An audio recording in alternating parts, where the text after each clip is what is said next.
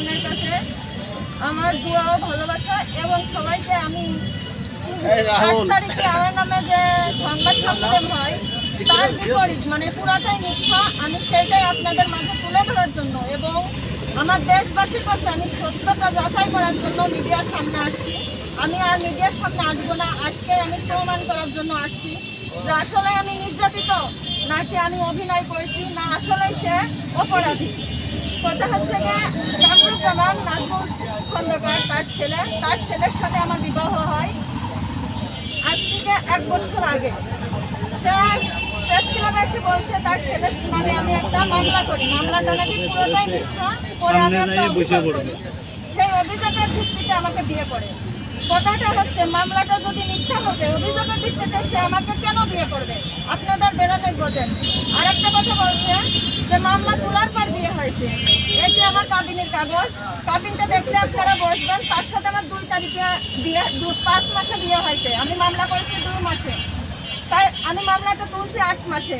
মামলাটা আমার বিয়ে হওয়ার পর আমাকে অনেক প্রেশার দিয়ে নির্যাতিত করে মামলাটা তুলছে। দ্বিতীয় কথা হচ্ছে সে বলছে আমার নাকি 5টা বিয়ে হয়েছে। সে আমার যে বাংলাদেশের মানুষের কাছে ছোট করলো বা আমার যে সম্মানহানি করলো, এটা আমার খুব কষ্ট লাগেছে। আমি একটা মেয়ে হিসেবে আপনাদের কাছে বলতে চাই, যদি আমার বিয়ে হয়ে থাকে সেজন্য আমার 5টা কাবিন বা প্রমাণ সহকারে কোর্টে হাজির করে আমি তার নামে মানহানি একটা মামলা দেবো। তৃতীয় কথা বলছে আমি নাকি দেহ ব্যবসায়ী। আচ্ছা, আমি যদি দেহ ব্যবসায়ী হবো, তার ছেলের সাথে প্রথমে যখন আমি মামলা করি আমাকে 10 লাখ 5 লাখ অফার আসছিল। আমি বলছিলাম আমি একটা টাকা নেব না, আমি মাত্র 1 লাখ টাকা কাবিনে তাকে বিয়ে করেছিলাম। কোর্টের থেকে আমার বলছিল যে তুমি এই সামান্য টাকায় কেন বিয়ে করলে, যে মামলা হয়েছে। আমি বলছিলাম যেভাবে 2জন ভালোবাসা করে আমাদের একটা বিপদ হয়ে গেছে, সে আমাকে যখন ছেড়ে চলে যেতে গেছে আমি তাকে পাওয়ার জন্য মামলাটা করছিলাম। আমি তাকেই চাইছিলাম, আমি কোনো টাকা পয়সা চাইনি, আর আমি তাকে বিয়েও করেছিলাম।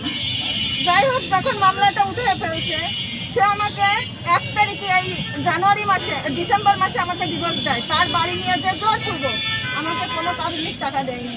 যদি কোনো প্রমাণ থাকে আমি কোর্টে এই মামলা মানে থানায় আমি অভিযোগ করি, আমি কোর্টে মামলা করব এবং যদি তারা প্রমাণ দেখাতে পারে তাহলে আমি মনে করবো যে আমি মিথ্যা বলেছি। আর এই অভিযোগের কারণে আজকে আমার এই পরিস্থিতি।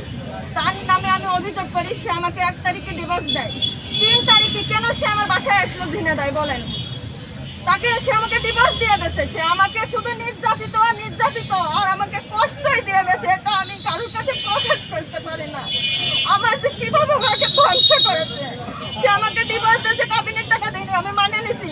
3 তারিখে সে আমার বাসায় আসছে, আসে আমার একটা ফোন নেছে, আমার এই কান ছিঁড়ে কানেরটা নেছে, এই দেখেন, আরো আমার একটা সেল নেছে। আমি থানায় অভিযোগ করেছি।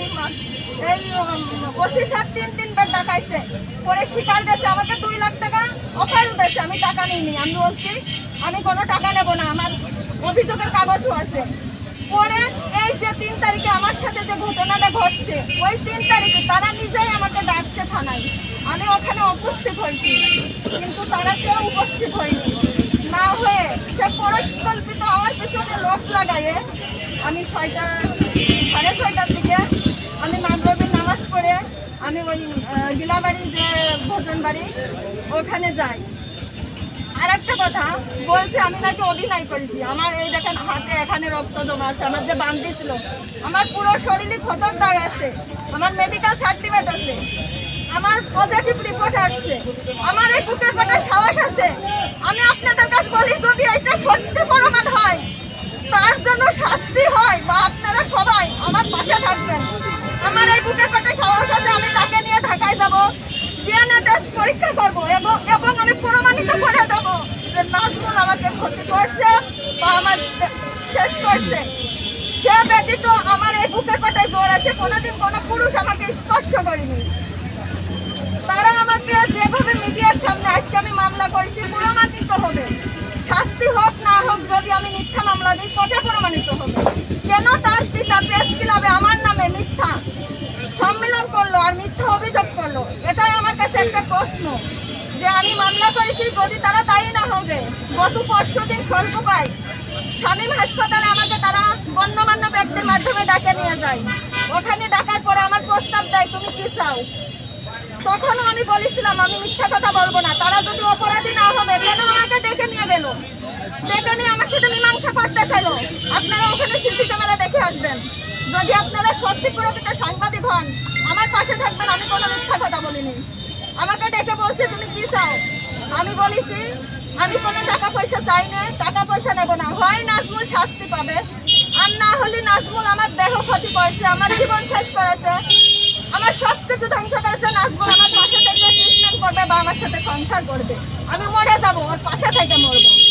এই ছিল আমার কথা। যদি এই চাওয়া আমার ভুল থাকে আপনারা আমার ক্ষমা করবেন। তারপরে আমি বলেছি এই মামলা যদি কোর্টে চলে যায় আমি কখনো মীমাংসা করবো না বা সংসারও করবো না।